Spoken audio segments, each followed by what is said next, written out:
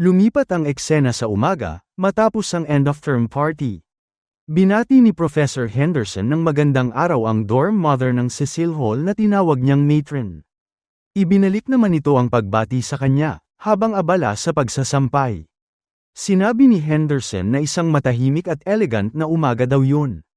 Ngunit hindi daw ito nakakasurpresa ayon sa dorm mother, since maraming mga estudyante ang umuwi sa kanilang bahay para sa end-of-term break.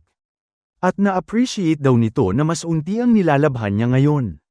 Bigla naman itong naalalang sabihin ang patungkol daw sa narinig niya mula sa isang little bird. Napatawa ito. Biniro nito si Henderson dahil darling couple daw sila kagabi sa dance ng partner nito. Hindi niya naman inasahan yun. Pero tama daw. Inalala nito ng kasayaw si Martha at sinabing, isang dear old friend lamang daw nito. Ang unang pagkakataong nasalayan niya si Martha ay noong 11th year siya. Nagsisimula pa lang siya sa high school program noon at 17 years old ito. Yun daw ay talent show para sa New Year's party ng dorm nila. 8th year pa lang si Martha noon at dahil sa talent nito sa ballet, nakatanggap ito ng scholarship upang lumipat sa Eden. Na-assign daw ito sa Cecil Hall gaya niya. Ipinakita ang napaka-graceful na pose ni Martha habang sumasayaw. At dahil dun, bigla na lang napapalakpak si Henry at nag-comment na ang elegant daw, bagay na ikinagulat ng lahat. Yun daw ang moment na sinabi nito sa unang pagkakataon ang elegant. Rinig na rinig naman ni Martha mula sa stage ang palakpak nito. Bilang transfer student, hindi daw halos napapansin si Martha doon. Ngunit matapos ang performance niya, marami itong mga naging kaibigan. Siya naman, sa kabilang banda, ay nawala ng mga kaibigan, dahil sa bigla na lang itong nagsalita sa gitna ng show. Bilang resulta, binigyan ito ng nickname na Mr. Elegant. Nagbuhos ng tsaa sa cup niya at inenjoy yun mag-isa habang nagmumuni-muni. Inalala nito ang sinabi ng kanyang ama na isang educator. Tinuro nito sa kanya na lagang maging gentleman. May nakapansin naman sa kanyang babae na sinabing ang bango daw noon. Nagulat si Henry at napatingin, dahilan upang makilala siya nito bilang ang elegant clapper. Hindi naman inasahan ni Henry na siya ang ballerina na pinalakpakan nito. Lumapit naman ito sa kanya at tinanong kung sigurado daw ba pwede siyang uminom ng tsaa doon. Sagot naman niyang special privilege daw yun na ibinibigay sa mga imperial scholars, pero dapat ay bago lamang ang klase. Napabilib si Martha nang marinig na isa pala siyang imperial scholar at di na nakapagsalita pa. Bagay na ipinagtaka naman ni Henry. Inangat niya naman ang teapot at sinabing, meron pa daw isang cup ng tsaa na natitira doon at inoffer ito sa kanya. Nais niya daw ba nun? Natuwa naman si Martha doon at umoo. Nasarapan ito sa tsaa at hindi na nasurpesa pa si Henry. Dapat lang daw, meron daw ballet bago ang klas sa umaga si Martha. At hindi nagtagal, unti-unti na siya nitong sinasamahan sa private tea time niya araw-araw. Ang matahimik niyang mundo ng pag-iisa ay pinasok ng pinakamaingay na invader. Gayunpaman, hindi daw nito ayaw sa oras nilang magkasama. Kainkwentuhan siya nito na big fan daw siya ni Johanna mula sa Marlev Ballet Company. Pero sagot lang ni Henry na kung tapos na daw siya sa tsaa niya ay bilasan na nito sa practice niya.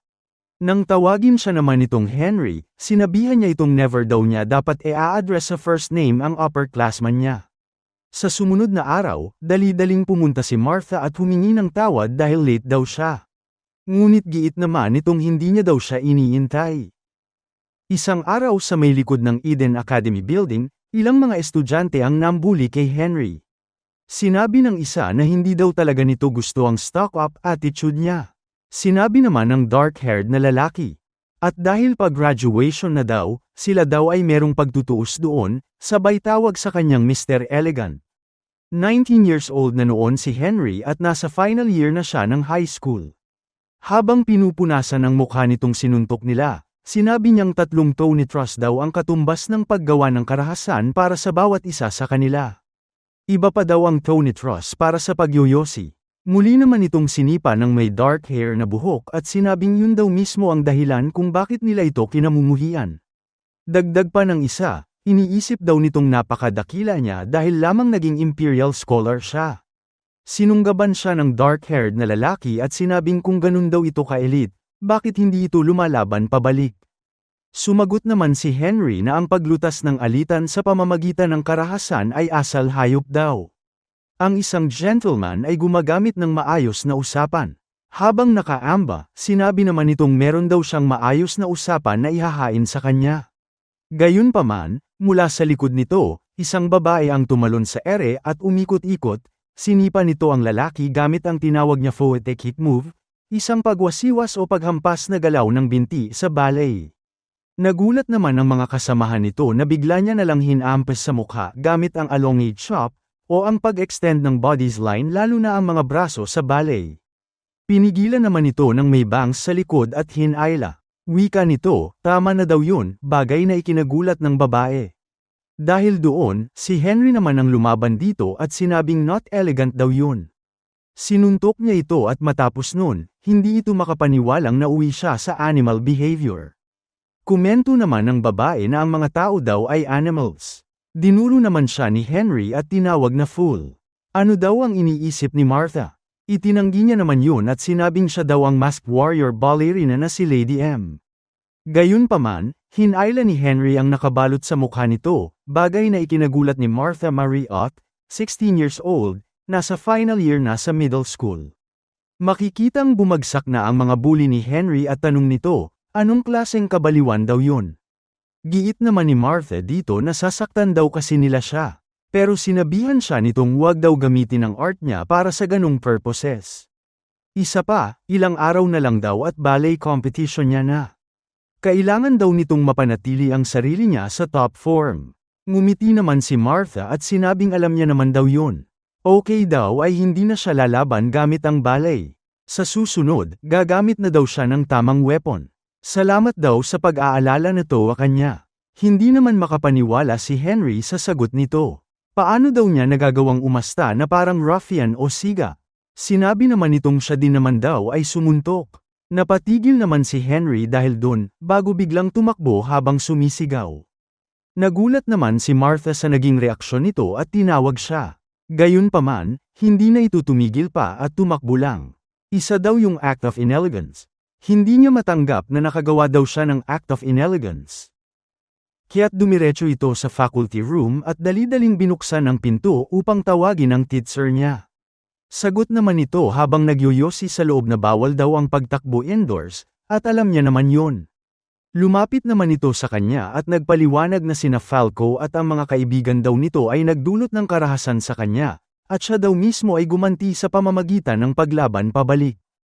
Hiniling naman ito na maparusahan sa ginawa nila gamit ang Tonitrus bolts. Takang-taka naman ang guro sa sinabi niya at pinakakalma ito. Sagot nitong ang pamilya daw ni Falco ay isang napakahalagang supplier ng munitions para sa military.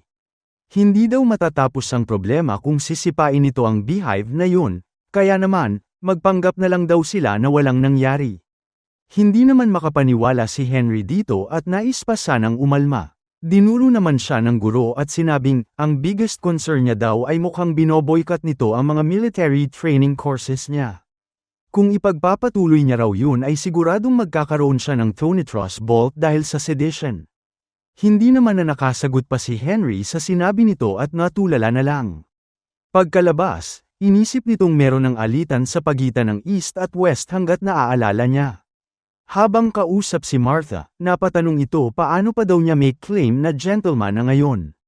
Kulang pa daw ito, sinabi naman ni Martha na gentleman naman daw siya. Prinutektahan daw kasi siya nito. Ang mga jerks din daw naman na yun ay hindi makikinig dito anuman ang sabihin niya. So papaano niya daw mapahihinto ito? Inabot niya naman ang panyo niya para daw sa pamamaga ng suntok nito sa mukha. Tanong nitong paano nga ba? Nagtaka naman si Martha sa sinabi nito. Ngunit alam na daw ni Henry ang sagot, at yun ay sa pamamagitan ng edukasyon. Ang edukasyon daw kasi ang humuhubog ng pagkatao. Yun ang paraan upang mawakasan ng alitan, maging ito man ay simpleng santukan o pandaigdigang digmaan. Ang di pagkakaunawaan kasi ay naihasik na sa buong mundo. Habang dumarami ang mga sandata, lalong lumalalim ang puot at lumalala ang kahirapan. Habang naglalakad, sigurado naman daw si Martha na masasapak na ito sa mukha bago niya pa matatapos ang lecture niya. Giit naman itong wala lang daw ang ganung saglit na alitan. Ngunit sinabihan siya nitong masyado daw siyang nagta-try too hard. Ngunit sa isip-isip kasi nito, hinayaan na daw nila na mapabayaan ang edukasyon. At wika pa niya, kahit ang mga guro daw ng Eden ay nakorrupt na. Hindi niya daw hahayaan na mangyari sa kanya yun. Habang nasa likod nito, tinanong naman ni Martha kung nais daw ba nitong maging guro. At sagot niyang oo, kapag nakagraduate na daw siya, ang plano niya ay ang pumasok sa Berlin University of Education. Napawaw naman si Martha nang marinig yun, dahilan upang ma-curious naman ito sa kung ano ang plano niya. Tinanong nito kung ipagpapatuloy niya ba ang career niya sa ballet.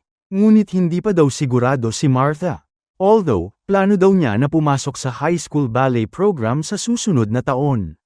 Pero depende daw sa performance niya sa paparating na competition, yun ang magdidikta whether or not magkakaroon nito ng career doon. Isa pa, hindi naman daw siya mula sa mayamang pamilya gaya niya. Itinanggi naman ni Henry na mayaman sila. Isa na lamang daw silang deposed na maharlika, kumakapit pa sa kumukupas na karangalan ng pangalan nila noong Imperial Times. Tumitig naman muna ito sa taas, bago naramdamang ang sakit ng pisngi niya. Pinaalala naman ni Martha na sinubukan niya daw na bigyan ito ng something para doon. Isa pa, hindi daw dapat nagmumura ang isang gentleman. Sumunod na araw, nagkita naman sa usual na tagpuan ang dalawa upang uminom ng tsaa. Ngunit napaubo si Martha nang mapansing ang pait daw ng tsaa sa araw na yun. Paliwanag naman ni Henry na tumataas na daw ang presyo ng imported tea, kaya't hindi na nito afford ang dahon para sa blend niya. Kaya naman, pagtiisan na lang daw nito yun.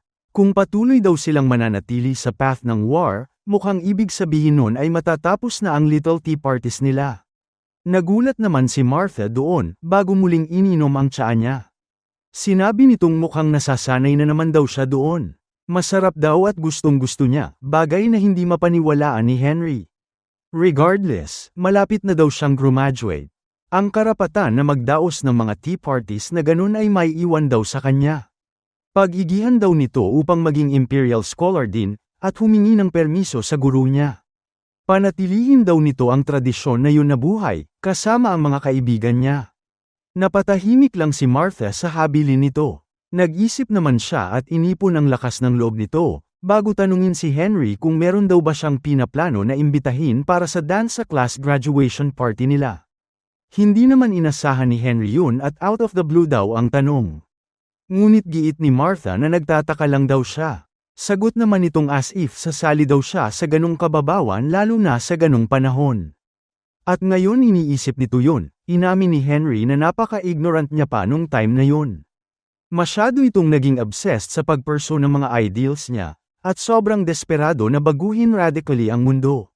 At dahil dun, hindi na siya nakasabay sa mga tao sa paligid niya, o kahit man lang isipin ang mga puso ng malalapit sa kanya. Graduate na nga ito at tinahak ang landas na nais niya. Samantalang si Martha, naiwan na lang mag-isa. Mula sa bibi ko, gulat naman si Becky nang marinig ang istoryang yun. Hindi ito makapaniwalang hinayaan lang daw ni Martha na makaalis ito nang hindi man lang inaamin ang nararamdaman niya. Napatayo tuloy siya upang tanungin ano daw ang problema nito. Habang umiinom ng tsaa, sinabi naman nitong hindi daw niya kailangang maging vulgar doon. Bata pa daw siya noon. Ang pag-ibig ay isang napaka-distant pa na konsepto para sa kanya. At kahit siya ay hindi pa naiintindihan ang sarili niyang feelings para dito, ni hindi man lang niya nag-grasp ang realidad noon. Sa sumunod na araw, pumunta pa din daw ito sa garden sa pag-iisip na naroon pa din si Henry. Gayunpaman, wala na ito, dahilan upang maluha na lang ang naiwan na si Martha.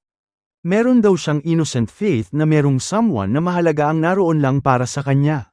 Balik naman sa flashback muna, tinawag si Martha na Miss Marriott ng dorm mother nila. Maaaring wala daw itong ensayo sa araw na yun, pero hindi daw ibig sabihin nun ay pwede na siyang piemetex lang. Bilasan na daw nito at magbihis. Halatang antok na antok pa ito habang nasa mesa. Na-curious naman ang dorm mother kung ano daw ba ang meron sa kanya lately. Palagi naman daw itong early bird. Gayunpaman, tahimik lang siya at malungkot. Fast forward, 2.5 years later, nagsimula ng maglaho ang alaala ng graduation ni Henry para sa kanya. At muling umuugong ang tambol ng digmaan. Ang tsaa daw nito ay mas lalong nagiging mapait muli.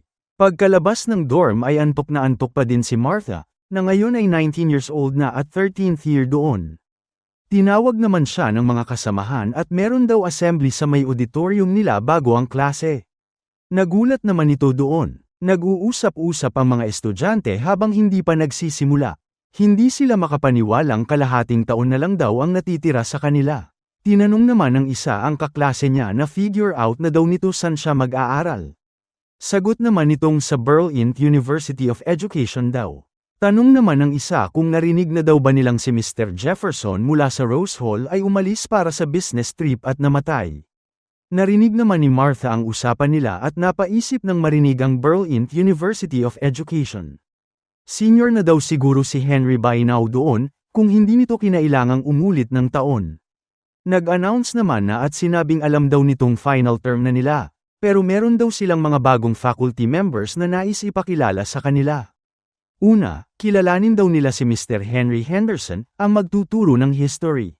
Nag-blush naman si Martha nang makita ito. Gayunpaman, sa mga sumunod na araw, ang dagandong ng mga bota at ugong ng mga tank engines ay lumunad sa pagtibok daw ng puso nito.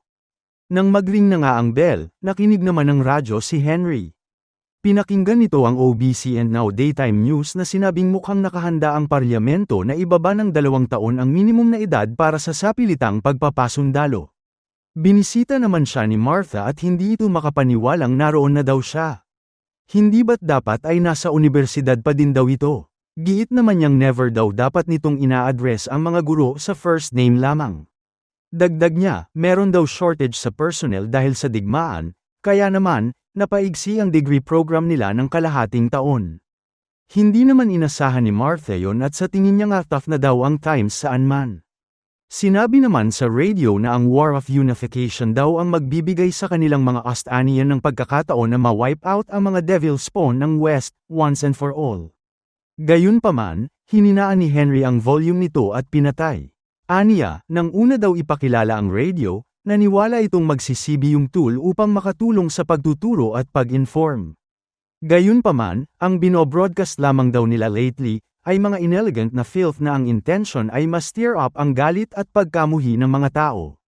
Natawa naman si Martha at hindi pa din ito nagbabago kahit unti. Natutuwa daw siyang makita na okay ito. Ibinalik naman ito sa kanya yon. Siya rin daw ay walang pinagbago.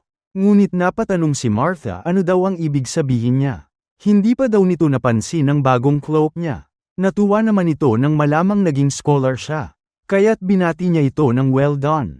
Nag-blush naman si Martha at tama daw. Isa pa, pinanatili daw nitong buhay ang Tea Party tradition niya.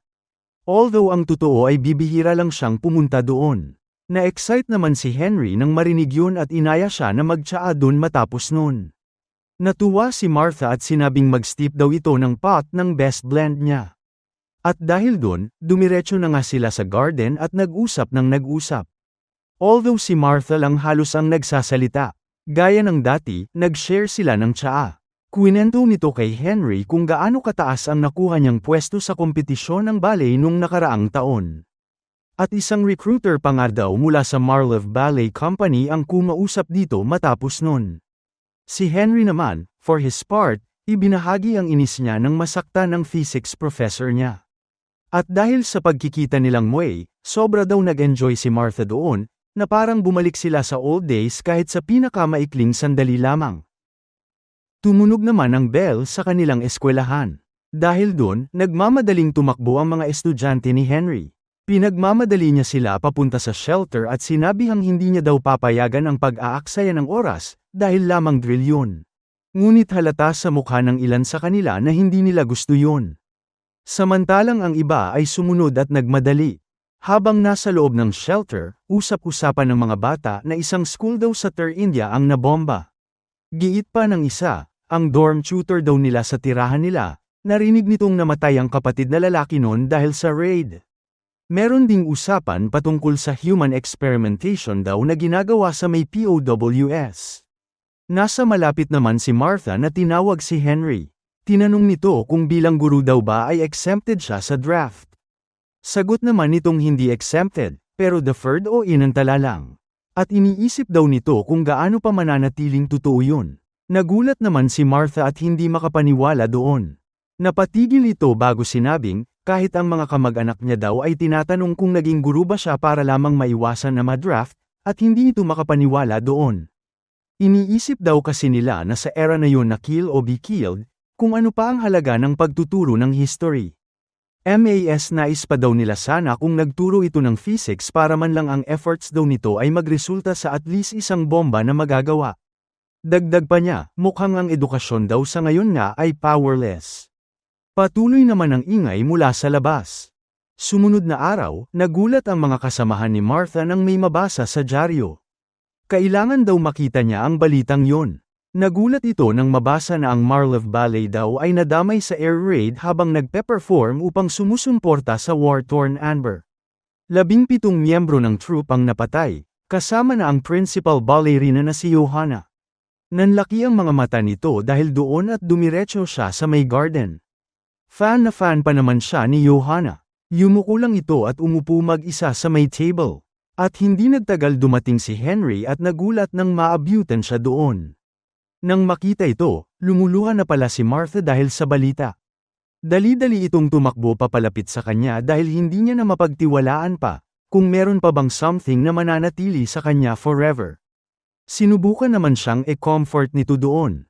Ilang araw ang nakalipas, nagmamadali namang pumunta ng garden si Henry upang hanapin si Martha. Sumisigaw ito at tinanong ano daw ang ginawa niya. Hinampas nito ang mesa dahil sa narinig niyang balita mula sa homeroom teacher nito, bagay na ikinagulat niya. Hindi makapaniwala si Henry na nag-volunteer pala ito para sa Women's Defense Auxiliary. Galit na galit nitong tinanong ano daw ang iniisip niya. Pinatitigil naman ito ni Martha, at ano daw ang problema niya. Hindi daw gentlemanly ang paghampas sa mesa ng ganun. Gayunpaman, hindi nito makontrol ang emosyon niya. Napatahimik naman si Martha bago sinabing ang ballet company daw ay nabalitang magdidisband na, bagay na hindi inasahan ni Henry. Nabahala ito nang makitang lugmok si Martha dahil kasama daw nitong namatay ang pangarap niya. Pero giit nito, paano daw nun ma-justify ang pagsali niya sa army? Huwag daw itong mag-give in sa desperation dahil maaari itong mamatay. Paliwanag naman itong imposible daw na ipadala ang Women's Defense Auxiliary malapit sa front. Sa totoo lang daw, inasam nitong mag-sign up para sa officer training program pero hindi daw pinapayagan ang mga babae. Tinawag itong katangahan ni Henry. Dapat daw nitong ma-reconsider yun ngayon din. Hindi ito makapaniwalang nais niyang maging parte ng walang sense at madugong laro na yun na tinatawag na war. Ganun daw ba talaga ito katanga? Hindi naman matanggap ni Martha yun, kaya't napa-comment ito sa kanya at sa mahahalaga nitong ideals. Tumayo siya at sinabing kung hindi daw siya lalaban pabalik, mawawala ang lahat sa kanya. Nawala na daw ang pangarap nito at isang araw, baka mawala na din ito sa kanya. Kaya naman, kung hindi daw siya lalaban upang protektahan ang katiting na natitira sa kanya, mawawala na talaga ang lahat sa kanya. Sagot naman pabalik ni Henry na hindi niya daw natatandaan na hiniling nitong protektahan niya. Makinig daw ito, at dapat mag-withdraw siya sa auxiliary agad. Napaluha naman si Martha at pinatitigil na siya. Nang umalis ito, sinabi ni Martha na si Henry daw ang fool, dahil hindi niya daw ito naiintindihan. Nainis naman siya at pinabayaan na itong gawin ang nais niya. Inamin ni Henry na siya ang pinakamatigas na ulong idealist noon. Naniniwala pa din siyang ang mundo ay magbabago as long as nag-heed ito sa mga prinsipyo niya. Kaya ipinaglaban niya ang isang bagay na wala namang halaga. Sa pinakapuso nito, ang edukasyon daw ay ang kakayahang makaimpluwensya at magbigay inspirasyon sa iba. Habang nagtuturo, antok naman at walang ganang makinig ang mga estudyante niya. Ngunit tulad ng isang payaso sa isang palabas na katatawanan, siya, ang lalaking mahilig magtalumpati tungkol sa kahalagahan ng edukasyon, ay nabigong pasubalian kahit isa sa mga argumento ni Martha. Hindi edukasyon ang mahina, kundi siya daw mismo. Ilang linggo ang nakalipas, nanatiling bakante ang hangout spot nila sa may garden matapos ang naging sagutan nila. Patuloy lang ang digmaan kaya naman sa radio, maririnig ang paghingi ng tulong para sa battlefront kung saan hinihikayat ang mga taong mag-donate ng dugo. Sa loob ng Eden Academy, matapos ang klase, gutom na ang mga kaklase ni Martha. Ang iba naman nag-usap-usap kung nakahanap na ba daw sila ng dress na susuotin para sa graduation party. Ngunit napapaisip sila kung magkakaroon pa daw kaya talaga ng party. Iniisip nila kung totoo din ba na ipapadala daw ang mga mababang marka upang sumali sa infantry. Habang naglalakad mag-isa sa hallway, narinig naman ito ang usapan sa may faculty room. Tinanong si Henry kung may problema daw ba ito, dahil parang mukha itong grim sa araw na yun. Sagot naman itong napatay daw ang pinsan niya sa isang naval battle sa may Southern Islands. Gulat na gulat naman si Martha nang marinig yun. Kung hindi dahil sa biyaya ng Diyos, sila rin daw ay mapapahamak, sinabi ng kasama nito doon ang patayin ang sigarilyo niya. Na-bring up naman itong hindi ba't siya daw ang panganay na anak na lalaki sa pamilya nila. Mas mainam daw kung maghahanap na ito agad ng mapapang asawa. After all, hindi daw nila malaman kung kailan na ang turn nila na mapadala sa may front lines. Sumang-ayon naman si Henry dito. Ang mga magulang nga daw niya ay sinisimulan na siyang kulitin sa mga marriage prospects para sa kanya, dahil sa parehas na rason na yon. Gulat na gulat si Martha nang marinig yon. Natawa naman ang kasamahan ni Henry na sinabing, may mas worse things pa daw doon. Samantalang si Martha ay tila nang hina dahil sa usapang yun at napatakbo na lang. Dumiretso ito sa may labas at tumambay sa may ilalim ng puno. Hirap itong maproseso ang nalaman niya at hindi nagtagal, tumulo na lamang ang luha nito. Habang pinupunasan ito, inamin niyang hindi niya na daw alam paano ang gagawin niya. Ano ba daw talaga ang nais nitong gawin? Ayaw niya daw nag-graduate ng ganon. Narinig naman ito sa likod niya na may tumawag kay Shihona. Tinanong ito ng kaklase kung nais daw ba niyang makasayaw ito sa may graduation party. Sagot naman itong syempre naman. Anyway, magkakasama pa din naman daw sila matapos mag-graduate doon. Napatigil naman si Martha dahil doon at naalala ang sinabi kay Henry ng kasama nitong hindi daw nila alam kung kailan ang turn nila na mapadala sa front lines. Dahil doon, nabuo na ang loob nito. Hindi daw pwedeng basta na lang nitong i-assume na palagi na lang nandoon si Henry. Dumating na nga ang araw ng graduation party nila at nagtipon-tipon ang mga estudyante sa may hall. Masaya silang nag-uusap-usap nang bigla na lang may nakakuha ng atensyon nila. Pati si Henry ay napatingin. At yun ay dahil dumating si Martha nang naka-uniforme. Nagulat ito sa suot-suot niya at giit naman itong hiniram niya daw yun para sa graduation ceremony. Naglakas naman ito ng loob upang ayain mismo si Henry na isayaw siya. At hindi inasahan ni Henry ang pakiusap nito. Naghawak kamay na nga ang dalawa at pumosisyon para sumayaw. Gayunpaman, hirap na hirap si Henry at hindi marunong sumayaw. Halatang stressed ito doon kahit na nililid siya ni Martha. Mukhang parehong kaliwa ang paa nito at kamuntikan na nga siyang mahulog, buti na lang at hawak ito ni Martha. Komento nito, hindi daw siya very good dancer. At hindi naman ito makapaniwala doon. Hindi daw ba parte ng pagiging proper gentleman ang pagsasayaw? Ang totoo, hindi lang talaga siya ganoon kakayang makibagay o magtugma ng galaw. Sinubukan naman daw nitong matuto. Nag-aral pa nga daw siya at nag-dance lessons. Hindi naman makapaniwala si Martha dito at natawa. How inelegant, komento nito. Namula naman si Henry at sinabing disrespect daw yun sa isang faculty member. Natawa namang muli si Martha dahil parang dati lang daw. Habang nagsasayaw sila, seryosong kinausap ni Martha si Henry. Napatigil naman si Henry at napa-reflect. Humingi ito ng paumanhin dahil tama daw siya. Naging most inelegant daw ito at hindi niya nagawang respetuhin ang feelings niya. Hindi naman inasahan ni Martha na marinig yun sa kanya. Dagdag pa ni Henry, tinanggihan niya ang mga paniniwala nito habang ipinipilit naman ang sarili niyang mga ideya sa kanya. Alam niyang ang ganitong asal ay isa sa mga ugat ng digmaan, at gayunpaman, natagpuan niyang siya mismo ay nagkasala rin nito. Napangiti lang si Martha at masyado daw nitong iniisip yun.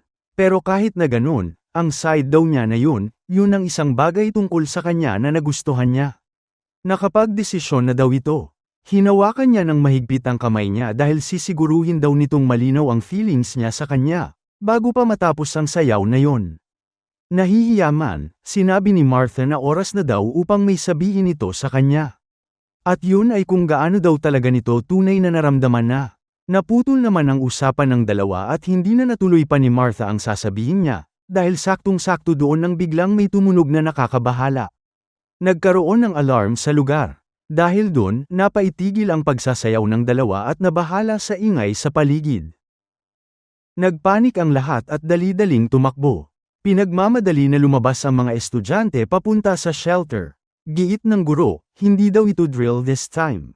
Kaya naman bilasan nila. Mangiyak-ngiyak naman ang mga estudyante habang nagtutulakan sa paglabas doon. Samantala, bumitaw na si Henry sa pagkakahawak kay Martha, bagay na ikinagulat nito. Wika ni Henry, ayusin na daw ang sarili nito at kailangan na nilang magmadali. Nagising naman bigla sa katotohanan nito at sumangayon doon. Kaya tumakbo na din sila upang pumunta sa shelter, upang iligtas ang kanilang mga sarili. Gayunpaman, ilang saglit pa, nalaman nilang false alarm lang pala yun. Ayon sa ulat, may eroplano ng kalaban na umatras, bago pa man tumawid sa kanilang himpapawid. Mali ang pagkaintindi sa ulat na yun, kaya nagkamali at naguluhan ang mga nagbabantay. Hindi naman makapaniwala ang isang estudyante. Nagbibiro daw ba sila? Giit naman ng isang guro na magpasalamat daw ito sa lucky stars niya at isa lamang yun false alarm, sabay tawag sa kanyang fool. Kung tunay ngang nakamit na ng kalaban ang kapangyarihan sa himpapawid sa ibabaw ng kanilang kabisera, tapos na sana sila. Kaya't bilang pag-iingat, minabuti nilang tapusin na lamang ang graduation party. Malapit na rin naman daw itong matapos, at sigurado silang kontento na ang mga estudyante. Gayunpaman, nagpahayag ang mga estudyante ng pagka-dismaya dahil sa balitang yon. Aalma pa sana sila pero wala na silang magagawa pa. Isa sa mga labis na nagulat doon ay si Martha na nagbablush pa din hanggang ngayon. Nilapitan naman ito ni Henry upang kamustahin. Okay lang daw ba siya? Nauutal naman itong sumagot na oo daw. Ngunit naalala ni Henry na meron siyang sasabihin dapat sa kanya at tinanong ano yun. Gayunpaman, kinabahan si Martha at hindi malaman ano ang isasagot dito. Napaisip ito, bago biglang sinabi habang nakangiti na hindi naman daw yun ganun kaimportante. Hangad lang daw sana nitong makakuha ng well wishes mula sa kanya. Nilinaw nitong, ang ibig sabihin daw niya ay, hindi na sila kasi halos nag-usap matapos nilang mag-away. Na-realize naman ni Henry na tama daw ito. Kaya naman, bumati siya ng congratulations kay Martha. Wish you all the best going forward, bati nito. Nagpasalamat naman si Martha at sinabing gagawin daw niya ang best niya. Ngunit ang totoo, kailanman ay hindi niya pa ganoong kinamuhian ang sarili niyang pag-aalinlangan, tulad ng ginawa niya ng sandaling yun. Pagka-uwi nito sa may dorm, humagulgol siya sa may kwarto, sa gilid ng kama niya. Nagulat naman ang dorm mother at tinanong ito kung ano daw ang problema. Pinatitigil naman ito siya sa pag-iyak, dahil may dala-dala daw siya para sa kanya. Ipinakita nito ang isang liham mula sa kanyang tito. Mula daw yun sa battlefield para sa kanyang pamangkin. Tinabihan naman nito si Martha nang basahin yun, at hiling daw nito na sana ay okay si Miguel these days. Ngunit ang masasabi lang daw nito, hindi niya daw kakayanin na makita din itong nasa delikadong kalagayan. Napatigil naman si Martha at biglang nagkaroon ng ideya. Letter daw, wika nito. Yun ang sagot sa problema niya. Susulat lang ito ng liham. Fast forward nang tumuloy na nga ito sa training para sa women's defense, sumulat ito ng liham. Nagsimula ito sa my beloved Henry, ngunit dali-dali niya namang crinample ang papel nang maisip na hindi siya pwedeng magsimula sa beloved. Na-curious naman ang kasamahan nitong nasa taas ng double deck, kung sino daw ang sinusulatan niya, ngunit sagot nitong hindi niya daw sasabihin sa kanya. Matulog na lang daw ito, makikita namang umigsi na nga ang buhok nito. Isang requirement para doon. Nang gabing yun, inilahad ni Martha na ang Women's Defense Auxiliary Training daw nila ay tapos na. At sa susunod na linggo daw ay ipapadala na sila sa West. Sa May 20th daw, nakaschedule ito upang umalis ng alas 8 ng umaga sa tren mula sa Bosen Station. Kung meron daw siyang oras, sana ay pumunta ito upang ihatid daw siya. Meron daw kasi siyang nais sabihin dito. Nang i-send naman na nito ang liham niya, sinilip muna ito ng higher officer na inabot naman yun sa kasamahan nito. Sino daw ba yun, na magsusulat siya ng ganong klaseng liham? Hindi daw ba ipinaliwanag ng training officer niya na bawal ipaliwanag ang oras at lugar at strictly confidential yun? Inutusan nitong burahin ang mahahalagang impormasyon sa liham na yun. Hindi ito makapaniwala sa ginawa niya. Nagkalat na nga daw ang mga spies sa bawat sulok sa panahon na yun. At basta-basta lang nitong sinasabi ang itinerary niya. Dumating na nga ang 20th, ang araw ng pag-alis ni Martha papunta sa west. Gayunpaman, pagdating nito sa estasyon ay nalungkot siya. Hindi nakarating si Henry, dahilan upang lubos itong mabahala. Sa rehiyon ng North Walls, nagtagumpay ang kanilang mga tropa na makuha at mapagtibay ang isang himpilan sa dalampasigan. Lipat naman sa Eden Academy, pagkatapos ng klase, may tumawag kay Mr. Henderson. Wika nito, nakatanggap daw siya ng isang liham. Nagpasalamat naman ito sa nag-abot. Laking gulat niya na isa na naman palang liham yun mula kay Martha. Habang binubuksan ito, hiniling niya na sana daw ay hindi ito blacked out muli. Yung huli kasi daw nitong natanggap ay halos wala na siyang mabasa. Nagsimula si Martha sa sulat ng sabihing Dear Henry, kamusta ka na? Nagsusulat daw ito mula somewhere na malayo sa Berlin. Sa huling sulat daw nito, marami siyang nailagay na bawal pala. Dahil daw doon, sobrang nagalit ang commanding officer niya. Na-realize tuloy ni Henry na yun pala ang dahilan. Tanong naman ni Martha kung nasanay na daw ba ito sa pagtuturo. Mukhang ang panibagong school year daw ba ay magiging okay. Pinagpapatuloy daw ba niya ang mga tea parties? Hindi daw ito maaaring mag-share ng masyadong maraming detalye, pero walang katapusan daw ang mga tungkulin niya doon. Gayunpaman, nanatiling mataas ang spirits nito. Mukhang matatagalan pa daw bago ito makabalik. Ngunit patuloy daw siyang susulat dito, para naman daw hindi siya maging lonely. Nang mabasa yon, sinabi ni Henry na ang presumptuous naman daw nito. Pero kahit na, nagsulat ito pabalik at dumiretso sa may post office. Wika ng bantay doon, kung liham daw yun para sa mga sundalo sa field, yes, kaya daw nila itong may padala kasabay ng mga supply ng unit nila. Ngunit limitado lang daw ang supply deliveries nila, kaya't hindi nila ito lagi maipapadala ng mabilisan. Nagpasalamat naman si Henry sa pag-assist nito. Sinimulan nito ang liham niya sa, To my dear student, Martha. Ilang linggo ang nakalipas, lumipat naman ang eksena sa lugar kung saan nakalagak sina Martha. Kabadong-kabado ito habang tumatakbo hawak ang isang sulat. Nang tanungin naman siya ng kasamahan ano daw yun, sagot nitong sinulatan daw siya nito pabalik. Curious naman ito kung lover niya ba yun. Sinabi ni Henry na naway matagpuan daw siya ng liham na yun na nasa mabuting kalagayan. Ano man daw ang kanyang kinahaharapan ngayon, mahalagang sundin nito ang mga alituntunin, sapagkat sa maraming paraan, ang pagsunod sa patakaran ay siyang sukatan ng. Hindi naman na pinagpatuloy ni Martha ang pagbabasa, dahil ang buong sulat daw na yun ay basically lecture na. Isa pa, inaddress siya nito bilang estudyante niya. Kaya naman, nanghina ito at hindi inasahan yun. Komento ng kasamahan niyang isang one-sided romance pala yun. Ipaalam daw dapat nito ang nararamdaman niya. At sagot ni Martha na susubukan niya daw gawin ang best niya. Ngunit pwede daw bang turuan niya ito kung paano? At dahil dun, si Henry at si Martha ay nagsimula ng palagian o regular na palitan ng mga sulat. Sa sumunod na liham, kwento ni Martha kung paanong pinuri siya ng commanding officer nito dahil sa performance niya. Napapaisip nga daw ito na kung mabibigyan daw siya kaya ng sapat na star medals, pwede daw kaya siyang maging imperial soldier. Naiintindihan niya daw ba? Inamin nitong namimiss niya na daw ang dating Eden Academy. Sagot naman ni Henry dito na recently, siya daw ay naitalaga na maging in charge sa mga middle school students. At ang mga insolent daw sa kanila ay nagpapaalala sa kanya.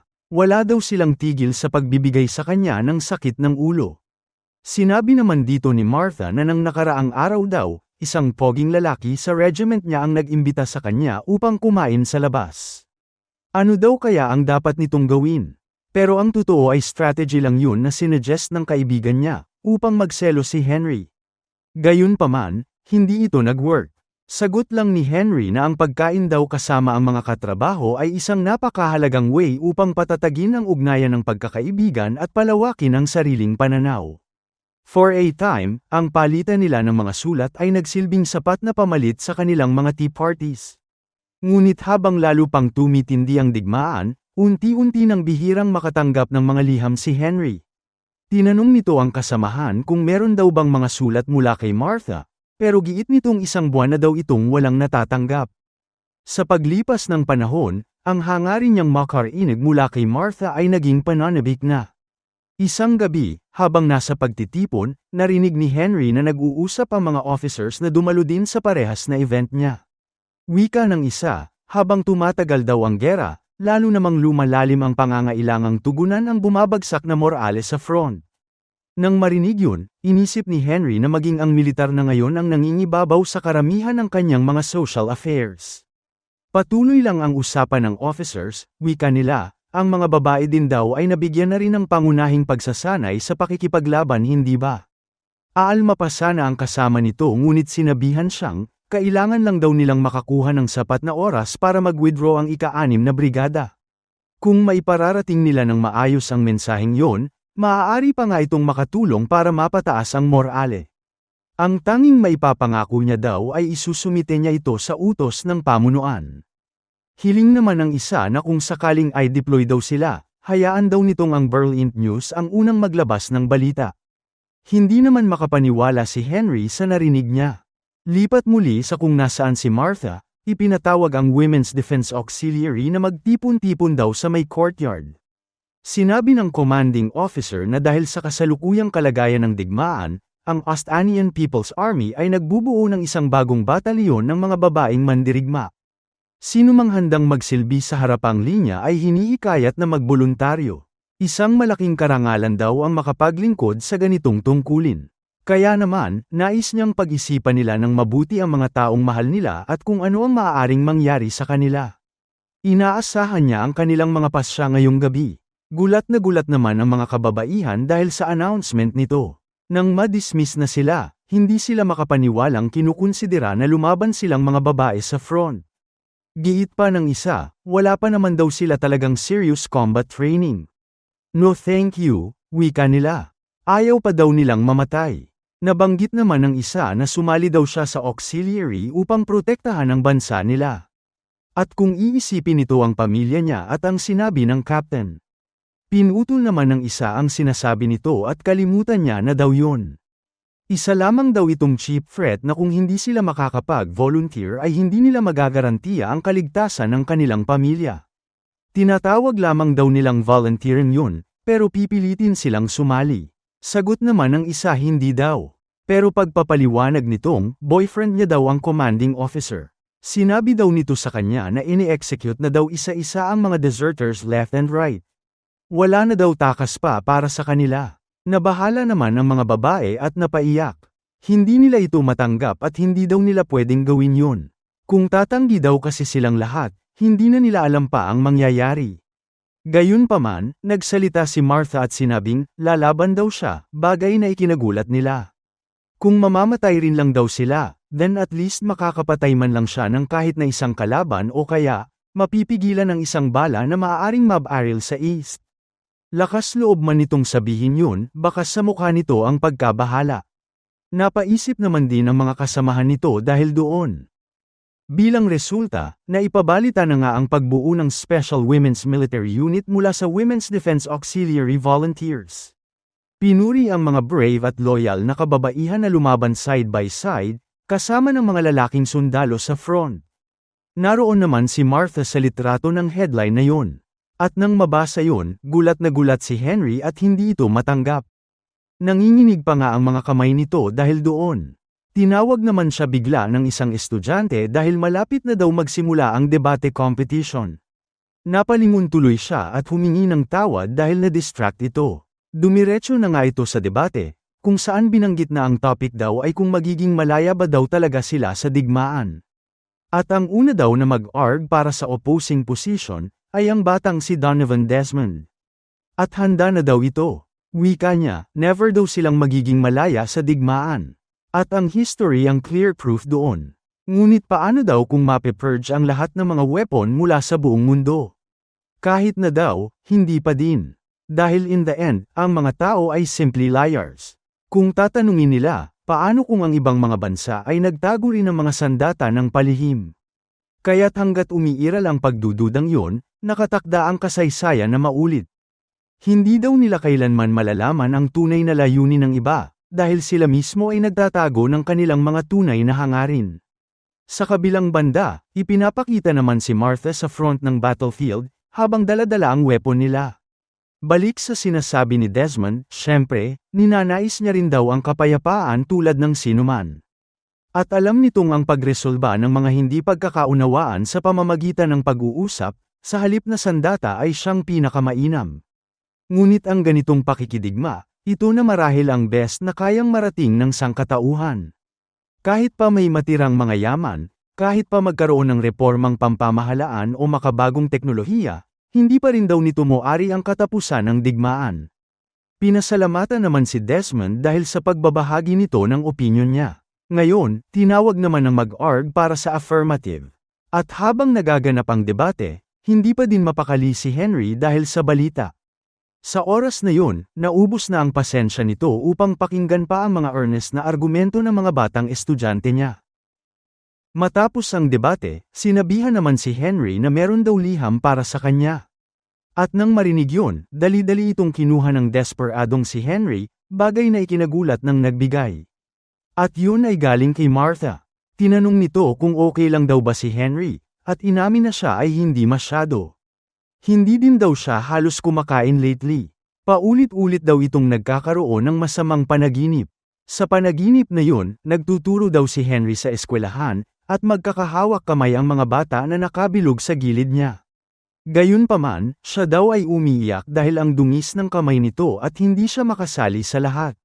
Mangiyak-ngiyak ito nang sabihing sa tingin niya ay nakagawa siya ng pagkakamali. Kaya naman, humingi ito ng kapatawaran dahil poor student daw siya. Siya daw ang fool. Muli, humingi ito ng tawad. Sagot naman ni Henry habang binabasa yun, na hindi daw ito totoo. Yun ang unang pagkakataon na nakita niyang nagpakita ng kahinaan si Martha. At hindi na nga nito mapigilan ng mapaluha, nang mabasa ang sinulat nitong, ang hiling niya daw ay sana makita siya. Halo-halong bugso ng damdamin ang sumiklab mula sa kaloob-looban nito, na para bang isusuka niya ang lahat ng iyon. Sinubukan nitong pigilan, ngunit hindi niya nagawa, at ang tanging mga salitang lumabas sa kanyang bibig ay, sana makita rin kita. Nais nito siyang protektahan, ngunit nang tuluyan niyang maunawaan ang damdaming iyon, huli na ang lahat. Sapagkat iyon na ang huling liham na natanggap nito mula kay Martha. Sumulat ito pabalik at inaddress na my beloved Martha. Nag-aalala daw ito para sa kanya. Ipinaalala nitong mahalagang kumain ng maayos. Hindi daw niya alam kung magdudulot ito ng kaunting ginhawa, ngunit pinunasan niya ang liham na yun ng mga dahon ng tsaa na labis nitong minahal. Ang tanging may pagdarasal na lamang daw niya ay naway manatili pa rin ang kanilang halimuyak sa gitna ng digmaan. Sa panig naman daw niya, masigasig nitong ipinagpapatuloy ang pagsasanay sa sayaw, upang kapag nakabalik na siya, maipagpatuloy nila ang kanilang sayaw mula sa graduation party. Sapagkat sa oras na yon, may isang bagay daw itong nais sabihin sa kanya. Habang nagsusulat ang tanging nasa isipan lang nito ay ang pagbabalik niya. Paulit-ulit nitong hiniling na sana ay makabalik siya. Kaya naman napatigil ito sa pagsusulat. Matapos nun, dumiretso na ito sa may post office upang ipadala ang liham. Nagpasalamat si Henry sa assistance doon at sagot nitong walang problema. Habang naghihintay, narinig naman ito mula sa radio ang balitang pang alas 12 mula sa OBC. Ayon sa pahayag ng hukbo, nagtagumpay daw ang kanilang mga puwersa na mabasag ang pagkubkob ng kalaban sa lungsod ng Minsk.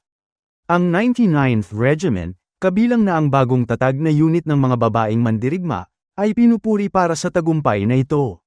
Isang tagumpay na kanilang nakamit, kapalit ng marangal na pag-aalay ng kanilang mga buhay. Nagulat si Henry nang marinig ang balitang yon. Hindi nito malaman ang mararamdaman, na tila ba tumigil ang mundo sa pag-iisip nitong namatay na si Martha gaya ng sinabi dito. Lumipat ang eksena pabalik sa Eden Academy kung saan isang military official ang nagbigay ng speech para sa mga estudyante ng Eden Academy. Tinawag nitong kinabukasan sila ng bansang yon. Wika pa niya, sa oras daw nila sa eskwelahan na yon, inaasam nito na ang bawat isa sa kanila ay magkaroon ng paibig para sa kanilang bayan at ang spirit upang depensahan nito. Para sa mga babae at kalalakihan, sobrang dami pa daw nilang maaaring matutunan, mula sa courage na ipinakita ng mga babaeng lumaban at nag-alay ng buhay ng buong dangal. Bigla namang may sumigaw mula sa likod at pina-shut up ito. Dahilan upang mapalingon ng mga estudyante at magulat. Yun pala ay si Henry, na ngayon ay nakaladlad na ang buhok at mukhang lugmok na lugmok. Giit niya, huwag daw nilang i-mythologize sila. Sinabihan naman itong maupo daw ng kasama niyang guro. Ngunit hindi pa ito tapos doon. Balak daw nilang gamitin pati ang pagkamatay ng mga kababaihan na yun bilang propaganda. Muli, pinakiusapan itong huminto pero dagdag pa niya, isinakripisyo daw nila sila. Habang lumuluha at halatang stressed out, wika niyang isinakripisyo daw nila ang buhay nila para sa kalokohan na digmaan na yun. Nang marinig yun, ipinag-utos ng officer na hilahin daw palabas ang traidor na yun. Hinayla tuloy siya ng mga military at pinatahimik, bagay na hindi inasahan ng mga kasamahan nito. Habang nasa kulungan, binuksan ang selda ni Henry at pinatayo ito ng isang officer. Meron daw kasi siyang bisita. Makikitang nakaupo lang sa lapag ang bagbog sarado na si Henry at duguan. Ang bisita niya pala ay ang kanyang ama na sinabing, ang galing daw ng ginawa nitong dungisan ang ngalan ng Henderson. Hindi naman ito inasahang makita siya doon. Wika ng tatay nitong pag-isipan niya daw.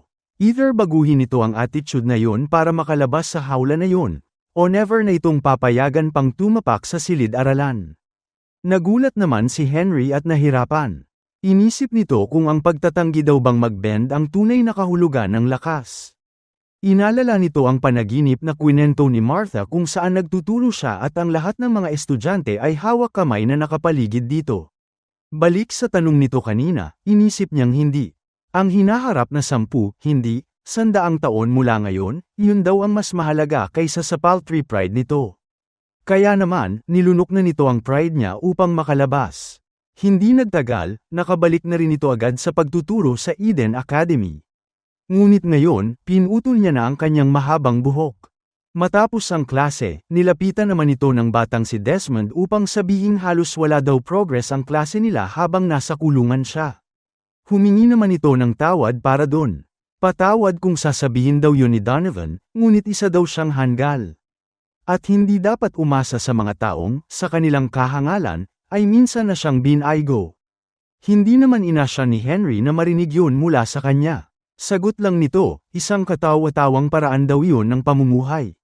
Kung basta-basta na lang nilang susukwan ang lahat at ang sinuman, doon na magtatapos ang kasaysayan ng sangkatauhan. At siya mismo, bilang isang history teacher ay mawawala na ng dahilan para manatili sa tungkulin niya. Napatawa naman ito doon, at sumagot si Donovan na hindi niya daw gusto yun. Inamin nitong na-enjoy niya daw ang mga lectures niya. Napangiti naman si Henry at sinabing kung ganun, inaasahan daw niyang mag-aaral siyang mabuti para sa klase nila kinabukasan. At sagot nitong oo daw. Ang labanan ay nagdulot ng matinding pinsala sa magkabilang panig, at di naglaon ay nauwi ang digmaan sa isang mapait na pagtatapos. Makalipas ang ilang panahon, napuno ang mga lansangan ng Berlin ng mga sundalong pinauwi na mula sa serbisyo, ngunit ang hinihintay ni Henry ay wala sa kanila. Anabangan niya kung darating pa ba si Martha gayunpaman, sawi itong makita siyang muli. Binisita naman ito ng kanyang ama upang sabihin na dahil sa kanyang kahangalan, umurong na ang lahat ng dati niyang manliligaw.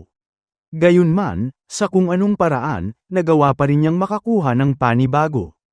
Ito na daw ang huling pagkakataon niya, at wala ito sa posisyon upang tumanggi pa. Hindi na nga nakasagot pa si Henry at dahil dun, sinunod niya ang utos ng kanyang ama. Nakilala nito ang babaeng nireto sa kanya at ikinasal din sila agad. Bahala na daw sa isip-isip niya. Mukhang yun ay for the best. Gayunpaman, ipinakita ang isang lugar somewhere malapit sa east and west border. Sa loob ng isang maliit na cottage, may apoy na nagniningas sa isang cottage. Damilat ang mata ng sugatang si Martha, at puno ng benda ang katawan at panga nito. Gayunpaman, hindi na ito makasalita pa. Baliktanaw muna ilang buwan bago matapos ang digmaan. Ilang sandali bago malaman ni Henry na ang Women's Combat Battalion ay na-wipe out na. Ang mga kalaban ay nag-advance na nga papunta sa kanilang HQ. At nang makitang papalapit na ang enemy tanks at nagpakawala sila ng explosive, inutusan sila Martha na bumaba. Gayunpaman, direktang tumama ang pagsabog sa kanilang lugar. Sa isip-isip nito, ilang segundo, minuto, oras daw ba siyang nawalan ng malay. Habang nakahiga lang at puno ng usok ang paligid, nagising itong iniisip kung buhay pa ba siya o isang panaginip lang ang lahat. Gayunpaman, naigalaw pa nito ang katawan niya at nakabangon. Sa isip-isip niya, ang pagiging nasa anino ng artillery gun ang nakapagprotekte sa kanya mula sa pagsabog. Hinawakan nito yun at nagpasalamat sa Black Bell Heavy Industries. Kung hindi dahil kasi dito, malamang ay wala na siya. Nakita naman itong nakahandusay na at walang malay ang mga kasamahang sina Jasmine, Linda at Veronica.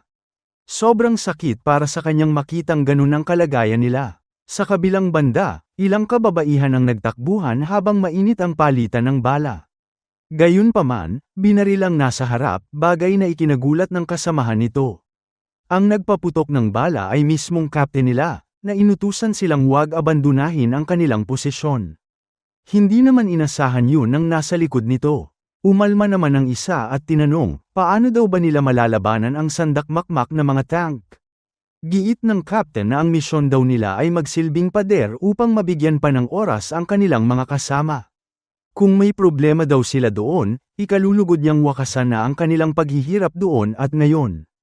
Mangiyak-ngiyak naman sila dahil doon, at saktong dumating na si Martha sa likod habang hirap maglakad. Narinig nito ang mga salitang yun at hindi ito makapaniwala. Hindi daw sila pumunta doon para lang mabaril mismo ng sarili nilang mga commanders. Hinanap naman nila nasaan na ang artillery support dahil paparating na naman ang enemy fire. Ngunit wala na silang nagawa pa, at tumama ito mismo sa kung nasaan sila. Isa sa mga napabagsak nun ay mismong ang captain nila. Dahil doon, sa lieutenant sila nang hingi ng orders. Nagpapanik na sila doon, ang ilan ay gusto nang umatras ang umalis. Habang nagre-request naman ng medic ang isa para sa kasamahan nito. Dahil sa mga pangyayari, nakapagdesisyon silang umatras na lang. Inangat na nila ang bandera at pinapupunta ang lahat sa may gubat sa mga palayan sa timog. Ang irrigation channels daw doon ay makakapagpabagal sa mga tangke, habang hinihintay nila ang ikalawang kumpanya. Gayunpaman, hindi pa nakalalapit si Martha sa kanila at hinihiling na hintayin nila siya. Ilang saglit pa, dumiretso na sa gubat si Martha at hinahanap ang lahat. Hirap na ito, dahil nanginginig na siya sa lamig at ang sakit pa ng paa nito. Wala na itong nagawa pa kung hindi ang mapaupo sa likod ng isang puno at hanapin ang kanyang mga magulang, at pati na si Henry. Habang nagpapahinga doon, bigla namang may nagpaputok ng baril dito, bagay na ikinagulat niya. Mga kalaban nitong napansin na isa siyang babae na maaaring kabilang sa Eastern Lady Soldiers. Hinabol nila si Martha na desperadong mabuhay. Kaya tumakbo ito gamit ang natitirang lakas na meron siya, hanggang sa umabot siya sa may cliff. At dahil wala na itong mapuntahan pa, hinarap niya ang dalawang kalaban at pinagbabaril sila. Hindi man nila inasahan yun ay nag-counter-attack sila at binaril din ito pabalik. Dahil doon, tinamaan siya sa balikat at binti, bago nahulog sa tubig na nasa likod nito. Habang nasa ilalim ng tubig, nahirapan na nga itong inangat pa ang kanyang sarili. Hanggang sa present, nagising na lang ito na nasa loob na ng isang cottage. Ang bumungad pagbukas nito ng mga mata niya ay ang siling ng lugar na yon. Nagtataka naman ito saan daw ang lugar na yon. Bigla namang isang aso ang lumapit sa may paanan niya nang mapansin na gumalaw siya, bagay na ipinagtaka ni Martha. Nang silipin ito at iangat ang ulo, bigla naman niyang naramdaman ang sakit. Napansin itong nilunasan ang mga sugat niya at nakahiga ito sa isang kama. Curious tuloy siya kung nakabalik na daw ba siya sa Astanya. Isang matandang babae ang nakatira doon na sinilip lang siya, at hindi naman nakasalita si Martha nang makita ito. Umalis din naman agad ang babae, ngunit nang tanungin ni Martha kung nasaan daw siya, sagot nitong Westalis daw, sabay tawag sa kanyang Miss Astanian Soldier Girl. Gulat na gulat si Martha nang marinig yun, kaya't sinubukan nitong bumangon.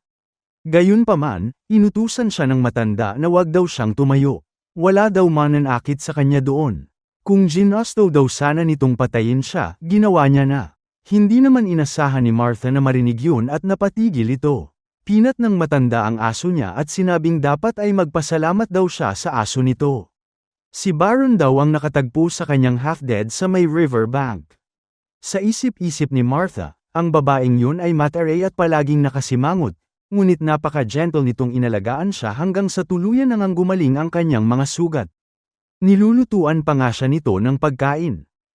Napansin naman ni Martha ang family picture ng may-ari ng bahay doon, nang makatayo na siya at pinilit ang sariling maglakad.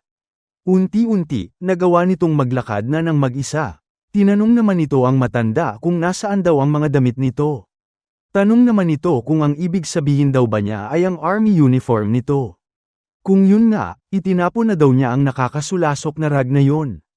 Kunin na lang daw niya anuman ang gusto niya sa mga gamit ng anak niya.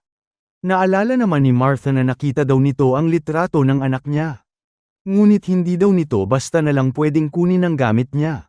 Habang naggagantsilyo, sagot naman ng matanda na okay lang daw. Hindi na naman ito kakailanganin pa yon. Namatay na daw kasi ang anak niyang babae nang nakaraang tanong. Hindi naman inasahan ni Martha na marinig yon. Dagdag pa nito, tanging ang kanang binti na lang daw nito ang parte ng anak niya na nakauwi. Na-realize tuloy ni Martha na namatay pala sa digmaan ang anak nito. Gayunpaman, wala itong masasakit na salita para sa Eastern soldier na pinangalagaan niya. Nang makapagpalit na ng damit si Martha, sinundan nito sa labas ang matanda at sinabing, since nakakalakad na daw siya ay baka makatulong ito sa kanya. Ngunit nang dumating ang post office delivery guy, dali-dali itong tumakbo papasok upang magtago. Sinabi ng delivery man na meron daw para kay Mrs. Annabel doon. Pagkalapit, nagtaka siya kung meron daw ba siyang kasama doon ngayon. Saktong lumabas naman si Baron na kumahol. Dahil doon, na-realize nitong si Baron lang daw pala yun. Nang paalis na, nagbabala ang delivery man na mag-ingat daw si Annabel. Nakakarinig daw kasi ito ng ulat mula sa kabila ng kabundukan, tungkol sa mga natirang sundalo ng silangang hukbo na palihim na pumapasok sa mga bahay at nagnanakaw ng pagkain at kung ano-ano pa. Sagot naman nitong hindi naman daw yun aabot ng ganun kalayo. Naginhawaan naman si Martha na hindi siya napansin nito. Nang umalis na ang delivery man ay pumasok na si Mrs. Annabel sa bahay nito at sinabing, ang village daw na yun ay puno ng mga refugees na nasunugan ng bahay sa panahon ng digmaan. Kahit hindi man, umuusbong na ang pagkamuhi laban sa mga taga-silangan sa buong bansa. Huwag daw nitong ipakita ang mukha niya kung ayaw nitong mapatay, sabay tawag sa kanyang tweet. Humingi naman ng tawad si Martha para doon. At nainis si Annabel, itinapon lang daw sa mga front lines ng digmaan ang isang batang babae na tulad niya. Kaya't kaawa-awa daw ang bansang Astanya. Hindi naman matanggap ni Martha yon at sinabing, hindi naman na daw sila lumalaban dahil ginostowlanan nila. Sila daw mga taga-West ang dapat sisihin para doon. Ang nais lang daw niyang gawin ay makauwi na. Sagot naman nitong di umalis na daw siya doon. Habang naroon kasi siya, pati siya ay nasa panganib na din. Giit pa nito, never daw silang nagkakilala nito. Naiintindihan niya ba daw? Oo, sagot ni Martha. Aalis daw siya sa gabing yon. Kaya naman kinagabihan, at habang tulog na nga si Annabel, nagpaalam na si Martha kay Baron na tuwang-tuwa habang painpet nito siya.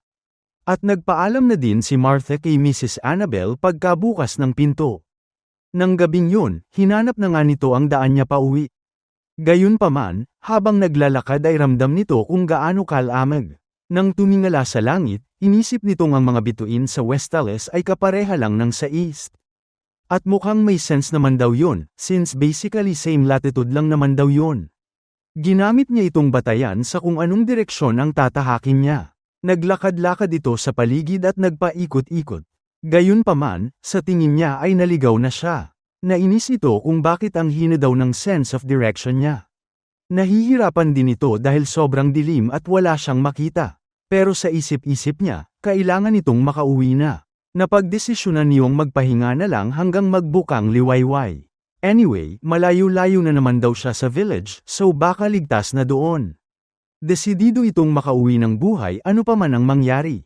Ngunit ilang saglit pa, kumulo na nga ang tiyan nito. Tinignan nito ang laman ng bag niya at nagtaka sa mga naroon. May tinapay na pang 2 araw, pera, at isang warm scarf.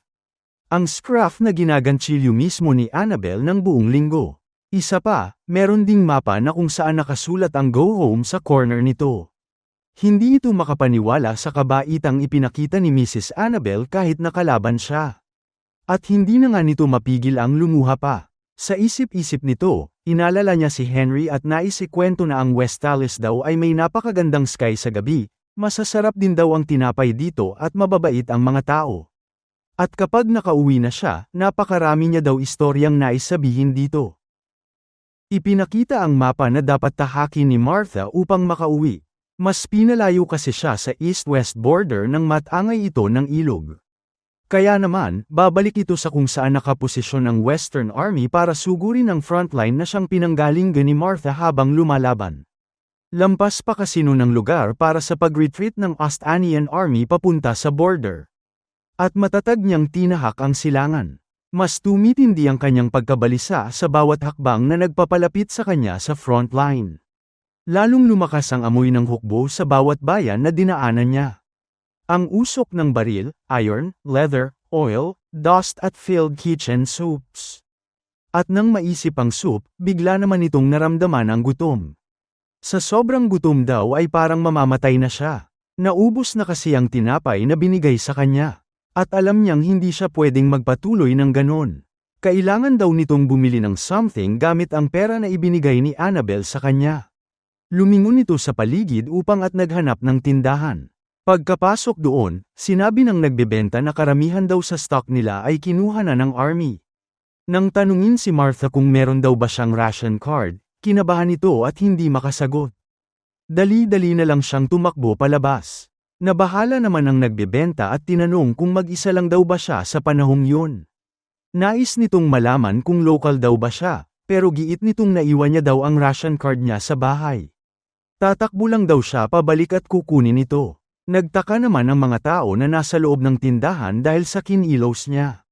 Sa labas, makikitang may notice na nakapaskil sa mga pader. Dumarami na daw ang pagnanakaw ng mga sundalong galing sa Ostania. At kung makakasaksi daw sila ng ganong krimen, iulat agad ito o pigilan agad ang magnanakaw. Dahil dun, naging mapagmasid si Martha at cautious. Hindi na tuloy siya nakabili ng makakain at wala ng choice kung hindi magpatuloy na lang. Inalala nito nang barilin siya ng 2 sundalo nang makilala na isa siya sa mga Eastern Lady Soldiers. Nang inag naman ito dahil sa alaala na yon. Muli itong nagmasid sa paligid at napansin ang isang barn. Sa loob nito ay may mga tupa. Dito muna lumagi si Martha at napagdesisyonan nitong gupitin ang buhok niya ng maigsi. Naisip nitong kailangan niya daw ng damit panglalaki at impormasyon. Humingi naman ito ng paumanhin kay Annabel na kinakailangan niya daw iwanan ng damit ng anak na babae niya doon. Nang lumabas na doon, inisip niya kung paano niya malalampasan ang Westalis Army upang makabalik sa East. Binuksan nito ang mapa na binigay ni Annabel at inisip na kahit na gaano ka-useful yun, obviously ay hindi daw nakalagay dito ang posisyon ng mga military. Kinakailangan niya pang ma-figure out yun mag-isa. Kung nagkalat ang mga Ostanian soldiers sa mga towns na yun, malamang ang frontline daw ay hindi nalalayo mula doon. O baka yun lang ang nais niyang paniwalaan. Ngunit mula sa narinig niya sa usapan ng mga tao sa bayan, ang Ostanian Army daw ay kasalukuyan ang nasa gitna ng major retreat o pag-atras. Kung hindi daw ito makakabalik sa kanila agad, may iwan siya. Gayunpaman, inisip nito ang posibilidad ng mga landmines, kaya naman kailangan nitong piliin ng mabuti ang ruta niya. May nakapansin naman sa kanya mula sa taas.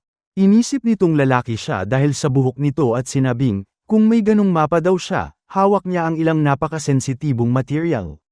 Sumagot naman gamit ang mababang boses si Martha na ibinigay daw yun ng lola niya sa kanya. Ganun ba? Tanong nito. Pinayuhan niya siyang mag-ingat na hindi ito ma-confiscate ng military. Matapos nun, nagmamadali namang naglakad paalis si Martha dahil hindi daw pwede nitong i-risk ang pagstay pa doon. Kailangan na nitong umalis agad-agad din, para naman makahanap na daw ito ng pagkain. At dahil doon, nagpatuloy na nga siya sa paglalakad ng mahaba.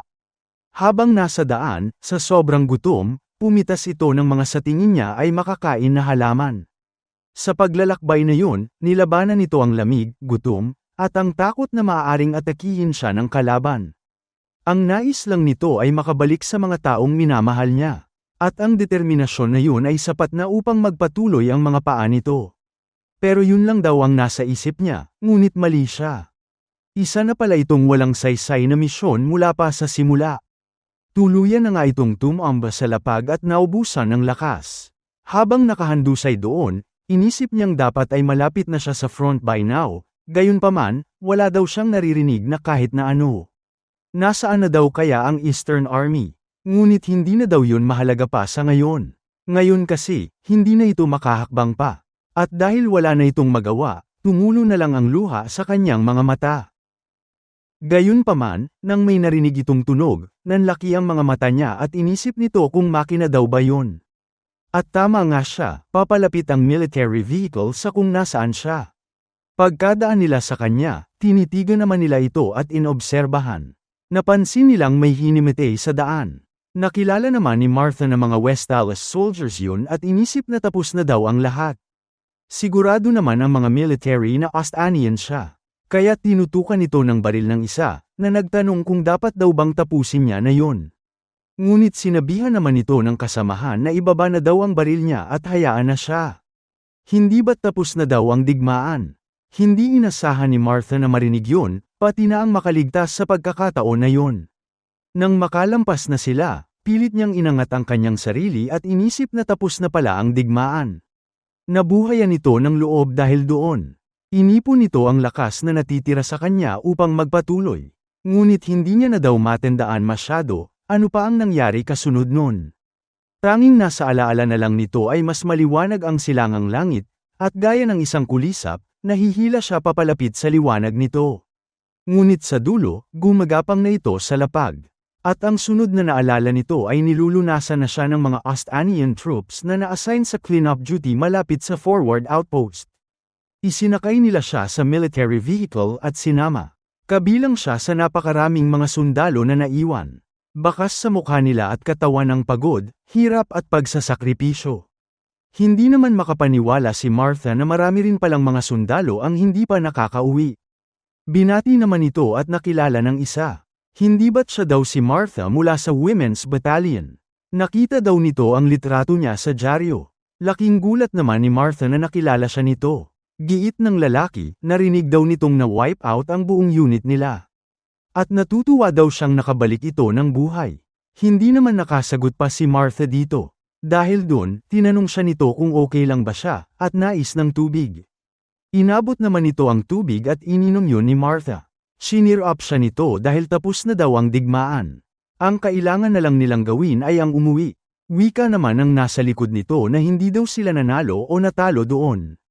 So ano pang point ng lahat ng nangyari?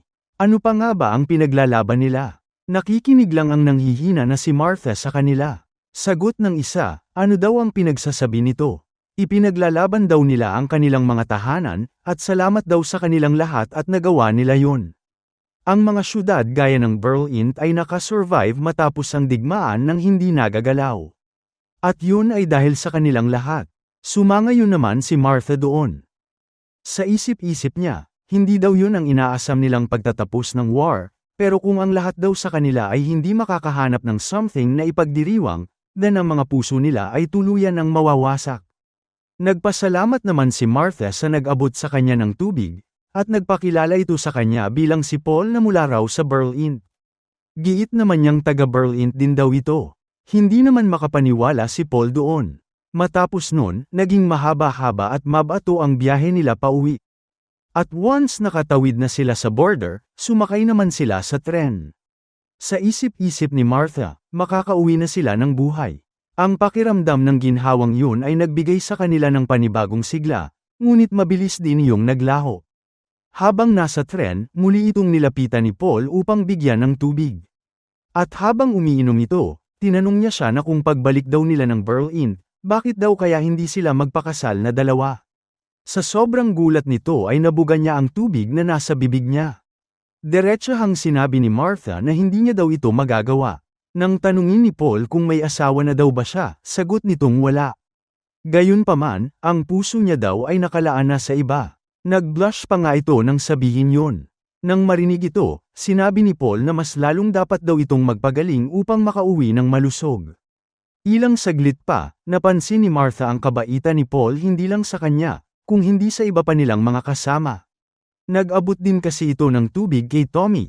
Napaisip naman si Martha na pagkauwi niya, ano daw kaya ang sasabihin nito kay Henry. Ilang linggo din ang biyahe nila sa tren. At sa bawat pagkakataon na humihinto sila, mas marami ang bumababa na. Hanggang sa wakas, ay naabot na nila ang Berlin. May sumigaw naman nang makarating na sila doon at nagsaya na nakauwi na daw sila. Tuwang-tuwa ang mga sundalo at hindi naman makapaniwala si Martha. Dali-dali nitong ginaisang si Paul upang sabihin na nasa Berlin na sila. Gayunpaman, hindi ito gumisiging. Kinabahan naman si Martha nang hindi ito sumasagot sa kanya. Sinabi ng isa pang naroon na kagabi pa daw malamig ang katawan ni Paul. Mukhang hindi daw nito kinaya. At marami din daw doon ang hindi na din umabot pa. Anyway, kailangan na daw nilang bumaba ng tren. Hindi naman matanggap ni Martha yon at hindi nito mapigil ang mapaluha. Giit niya, hindi daw yun fair. Gayunpaman, hinayla na siya nito at kailangan na daw nilang bumaba ngayon.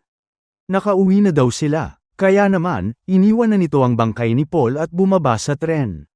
Sa wakas, nakabalik itong ligtas at buhay sa Berlin. Mula sa may train station ay bumiyahe na nga ito pauwi. Dumaan siya sa South Berlin Street hanggang sa makaabot na nga sa kanilang bahay. Lumuluha ito nang mabuksan ang pinto sa bahay, at hindi naman makapaniwala ang mga magulang niya, nang makita siyang muli ng buhay. Bakas ang pangungulila sa kanilang mga mata. At ilang saglit pa, nagyakapan na nga silang tatlo habang humahagulgol. Isang milagro na muling nakumpleto ang kanilang pamilya. Kaya naman, nagluto ang mga magulang niya ng masasarap na pagkaing pinagsaluhan nila ng gabing yun. Inalagaan siya ng kanyang ina at binantayan hanggang sa makatulog. Sa sumunod na araw, nagbihis naman agad si Martha ng pang-alis. Tinanong naman siya ng kanyang ina kung saan daw ito pupunta at sagot niyang sa eskwelahan. Pinigilan siya nito ngunit hindi na ito huminto pa. Sa may Eden Academy ito dumiretso, at nang hanapin niya si Henry, sinabi sa kanya ng isang staff na weekend daw. Kaya naman, wala sa mga guro na nakatira off-campus ang naroon. Hindi naman makapaniwala si Martha doon at weekend na daw pala. Lumapit naman ang isang guro dito na nakilala siya bilang si Miss Marriott. Tinanong nito kung siya ba talaga yon. Nakilala naman ito bilang si Mr. Fowler ni Martha. Tuwang-tuwa itong makita siya, at nakagagaan daw sa loob nitong malaman na nakauwi siya ng ligtas. Kumalat daw kasi sa balita ang kinahantungan ng Women's Battalion. At malamang ay magdudulot ito ng hindi kanais-nais na atensyon sa kanya sa mga darating na araw. Kung meron daw siyang magagawa upang makatulong dito, huwag daw siyang mahihiya na magsabi. Hindi naman pinalampas ni Martha ang offer nito, dahil may nais siyang malaman. Nang hingi nito ang address ng bahay ni Mr. Henderson, ginuhitan siya nito ng mapa at minarkahan ang lugar niya. Kakalipat lang daw nito doon. Wala namang sinayang na oras pa si Martha at dumiretso na upang hanapin ang bahay niya. Naghanap-hanap ito sa paligid at excited na makita siya. Dahil sa pangungulila nito sa kanya, ay unti-unting bumilis ang mga hakbang nito upang mas mabilis na masilayang muli si Henry. Halo-halong emosyon ang nararamdaman nito, at napapikit siya upang pakalmeyin ang sarili. Gayunpaman, bigla na lang siyang natapilok at sumuplak sa lapag. Mangiyak-ngiyak naman ito dahil nakakahiya ang itsura niya doon. Saktong may lumapit upang tanungin kung okay lang daw ba siya. Nagpasalamat si Martha dito at sinabing okay lang daw. Ngunit sa hindi inaasahang pagkakataon, ang taong umalalay sa kanya ay si Henry mismo. Nanlaki ang mga mata ni Martha nang muli itong makita. At hindi na nito napigilan pang lumuha ng tawagin ang ngalan niya. Gulat na gulat naman si Henry dahil doon, at tinanong kung siya ba si Martha. Hindi ito makapaniwala, dahil all this time, ang buong akala niya ay patay na siya. Dali-dali namang tumayo si Martha upang hagkan ito at yakapin ng mahigpit. Sa wakas, muli na silang nagkita at napahagulgol na nga ito. Matagal niyang inasam na muli silang magkatagpo. Paulit-ulit nitong tinawag ang ngalan ni Henry habang tumutulo ang luha niya. Miss na miss niya daw siya ng sobra. At hanggang sa pagkakataong yun, hindi pa din lubos sa kalain ni Henry na buhay siya, at nasa harapan nito. Nang mag-sink in na yun sa kanya, yinakap niya na din ito pabalik. Tuluyan na din siyang napaluha dahil nagawa niya daw makabalik. Nakabalik ito ng buhay doon. Wala silang pake sa mga tao sa paligid at nagiyakan lang sa gitna ng daan. Grabe ang emosyon na nararamdaman ni Martha sa pagkakataon na yun, at sobrang tagal niya daw inasam na makausap siyang muli. Gayunpaman, sa gitna ng moment nila na yun, may pumansin kay Henry at tinanong kung sino daw yun. Napabitaw tuloy sila sa mahigpit na pagkakayakap sa isa't isa. Nagulat si Martha nang makita ito, habang may mga luha pa din sa kanyang mata. Sumagot naman si Henry na yun daw ay estudyante niya. Kakabalik lamang daw nito mula sa digmaan. Hindi ito inasahan ng babae at nagpasalamat sa serbisyo niya. Sinuggest niya tuloy dito, kung bakit hindi daw nila ito imbitahin na kumain ng hapunan.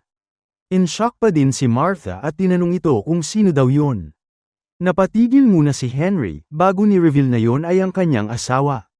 Tumigil na ito sa pag-iyak at hindi mapaniwalaan ang sinabi niya. Paliwanag ni Henry, kakakasal lang daw nila, 1 buwan pa lang ang nakakalipas. Napalingon naman dahan-dahan si Martha dito at hindi malaman ang magiging reaksyon. Yumuko ang asawa ni Henry dahil nasaan na daw ang manners nito. Nagpakilala siya bilang si Lucia, ang asawa ni Henry. Nang marinig yun, kakaiba ang naramdaman ni Martha. Tumibok ng malakas ang kanyang puso at para bang tumigil ang mundo. Muling bumalik sa alaala nito ang mga moments nila noong mga bata ni Henry. Ang mga pinagsamahan nila sa Eden Academy, ang palitan ng liham, pati na ang mga pinagdaanan niya sa military. Sabay-sabay na nag-flashback ito sa isip niya, ngunit tila ba napasa walang bahala na lang ang lahat ng yun. Ang pangarap nitong makasama siya o masabi man lang ang nararamdaman niya para dito ay wala na. At dahil doon, hindi makasalita pa o makareact man lang si Martha. Ang nasambit na lang niya ay, ganun ba? Congratulations daw, wika nito. Naalala niya sa kung paanong paraan niya nailabas mula sa sarili niya ang mga nanginginig na salitang yun. Dahil ang totoo, mas masakit pa daw yun kaysa sa alinmang sugat na natamo niya sa digmaan. Hindi nito matanggap na inabutan niyang kasal na si Henry. At dahil dun, isinumpa nito ang era nila, pati na ang sarili niya. At sa sandaling yun, nagtapos ang pagdadalaga niya. Pagka-uwi nito, ay iniyak niya na lang ang lahat ng nararamdaman niya. Balik sa present, sobra-sobra ang pagluha ni Becky nang marinig yun. Hindi nito matanggap na ganun ang kinahantungan ni Martha. Tumayo siya at hindi makapaniwala. Hindi daw pwedeng doon na lang magtatapos ang lahat ng yon. Nagwala ito dahil sa nalaman niya, dahilan upang sabihan ito ni Martha na kumalma lang daw at kontrolin ang kanyang sarili. Tanong naman ni Becky kung bakit daw hindi nito inagaw ang lalaki. Giit naman niyang nono daw ang home wrecking. Ngunit umalma naman si Becky at hindi tanggap ang babaeng pinakasalan nun. Pero ibinahagi ni Martha na ang babaeng yun daw ay sa totoo lang napaka-fine na tao. Ang kanyang tiyuhin ay isang kilalang tao na malalim ang naging papel sa pagtulong sa muling pagbangon, pagkatapos ng digmaan. Dahil sa pagsisikap ng kanyang pamangkin at ng bago nitong asawa, nagkaroon siya ng pagkakataong makapagsayaw ng ballet sa isa sa kanilang mga charity event. Hindi man siya masaya na ipinakilala siya ng mga organizer bilang isang nakaligtas mula sa unit ng mga kababaihang mandirigma, at bagaman nakakainis na hindi niya maisayaw ng lubos ang gusto niya, dahil sa mga natamong pinsala, nagawa pa rin niyang makapagtanghal sa entabladong matagal na niyang pinangarap. Hindi niya kailanman malilimutan ang mainit na palakpakan ng mga manonood. Para bang sumayaw siya sa isang mundo kung saan naroon pa rin ang Marlev Ballet, at nakasama siya roon. Sa entabladong yun, muli niyang naranasan kung ano ang pakiramdam ng tunay na pagiging buhay. At sa wakas, napagtanto niyang may buo pa siyang buhay na naghihintay sa kanya. Hindi nito mapigilan ang mapaluha, matapos ng kanyang performance. At naroon daw mismo ang asawa ng lalaki at nanunood sa kanya. Sobrang saya nito para sa kanya na para bang nag-perform din ito sa entablado. At kahit na masakit pa din daw ang puso nito, masaya siya na naiparamdam niya sa kanya ang ganong saya. Patungkol naman sa lalaki, minahal daw nito ng sobra ang asawa niya, na dapat gawin naman talaga ng asawa. Nakaramdam daw ito ng pride na minahal niya ang isang mabuti at faithful na lalaki gaya niya. Or at least, yun daw ang naramdaman nito tungkol dito matapos ang paglipas ng maraming taon. Ngunit hindi pa din daw ito matatanggap ni Becky. Nainis siya dahil kung hindi lang daw sana nagkaroon ng digmaan, maaaring nakamit nito ang mga pangarap niya, pati na fulfill ang pagmamahalan nila. Kung talagang hinahangad daw ng lahat ng mayabang na ilit ang digmaan, dapat sila ang lumaban ng mag-isa. Hindi nila dapat hinayla at isinangkot ang mga inosente. Kinausap naman ito ni Martha at sinabihan na hindi ganoon ka-simple ang mundo. Puno daw ito ng iba't ibang bagay na magkakaugnay sa napakakomplikadong paraan. Ngunit inis pa din si Becky. Tanong niya anong klaseng mga bagay daw. Pero ibinalik din ito sa kanya ni Martha, ano daw sa tingin niya. Giit naman itong kung alam niya daw, hindi na siya dapat nagtanong pa. Inamin naman ni Martha na hindi daw siya sigurado. Ano daw ang ibig sabihin nito, at huwag siyang maging vague sa kanya. Sabihin niya na daw. Ipinaliwanag naman ni Martha na ang mga bagay na hindi nila nauunawaan ang siyang nagdudulot sa kanila ng pagkabalisa. Sigurado siyang may kinalaman daw yun sa isang likas na animal instinct na nasa kaibuturan nila. Kaya naman, pinipilit nilang kumbinsihin ang sarili na nauunawaan nila ang mga bagay na hindi naman talaga nila alam, para lamang gumaan ang pakiramdam. Gaya na lang ng, mas asama lang talaga ang mga tao sa bansang yun, o kaya ang mga elitista na naman ang gumagawa ng gusto nila. Marahil nga'y ganoon ka-simple, at marahil ay hindi. Ngunit ang pagkapit sa ganoong mga paniniwala at ang pagkumbinsi sa sarili na yun ang katotohanan, ay isang uri ng kahinaan, at isang mapanganib na kahinaan. Ang pagtanggap na may mga bagay kang hindi alam ay kasing halaga ng pagsisikap na alamin ang katotohanan. Na-overwhelm naman si Becky sa ipinaliwanag nito. Dagdag pa ni Martha, lumaban din daw siya sa ikalawang digmaan ng East at West, at matapos nun, hindi pa din daw niya naiintindihan ang kahit na ano. Ang tanging alam niya lang ay, ang battlefield ay isang tragic at miserableng lugar. Yun lang daw ang tanging katotohanan na sigurado siya. Hindi naman makapaniwala si Becky na muli pala siyang bumalik sa gera. At yun ay matapos na halos hindi na ito makasurvive sa una. Bakit niya daw ginawa yun? Giit naman ni Martha na nagalit din daw ang lalaki, at ganun din ang sinabi. Siyempre, hindi din daw siya sigurado sa sarili niya. Pinatigil naman ni Becky pagiging mystery guy nun. Sino daw ba talaga yun at sabihin niya na? Kung sinasabi daw nitong nagturo sa Eden, naroon pa din ba hanggang ngayon? Kilala niya daw ba? Nagulat naman si Martha sa tanong nito, lalo na nang muntik niya nang banggitin ang ngalan ni Mr. Henderson. Gayunpaman, pinigilan niya ito. Bastos daw ang makialam. Sumenyas itong manahimik lang daw siya. Ang lahat daw kasi ay may mga bagay na nais nilang manatiling sikreto lang, hindi ba? Naglakad na ito paalis at sinabing, tanggapin niya na lang daw na hindi niya alam, sabay tawa. Hindi naman matanggap ni Becky yun at tinanong saan daw siya pupunta. Sagot naman itong may lakad lang daw siya. Nagpalit na nga ito ng damit at pumunta sa isang sementeryo, habang may daladalang mga bulaklak. Bigla namang siyang tinawag ni Henry na binati naman ito pabalik. Nagulat itong pumunta din daw siya, at may dala-dala pang bulaklak bawat taon. Nagpasalamat siya dito, paliwanag naman niyang dinadala niya daw yun dahil natutuwa siyang gawin ito. Hindi naman ito makapaniwalang 15 taon na ang nakalipas. Sobrang bilis daw ng panahon. Sagot naman ni Henry na sa dami daw ng mga kulubat nila, siguradong nag-iwan ito ng marka sa kanila. Ang paglipas daw ng panahon ay isang malupit na bagay. Sinabi naman ni Martha na may mga bagay daw na hindi nagbabago. Gaya na lang ng pagiging terrible dancer nito. Nagulat naman si Henry sa sinabi nito at hindi makapaniwala. Iniisip niya daw na nag-improve na siya kumpara sa nakaraan. Gayunpaman, aaminin daw nitong kasing cheeky pa din ito gaya ng dati. Nagtawanan naman ang dalawa dahil doon. Giit ng isa, napakaganda daw ng panahon sa araw na yon. Inimbitahan naman ni Henry si Martha na sumama sa kanyang magtsaa. Natuwa naman ito at pumayag. Kung hindi daw magiging mapait ang timpla, then iinom ito ng cup.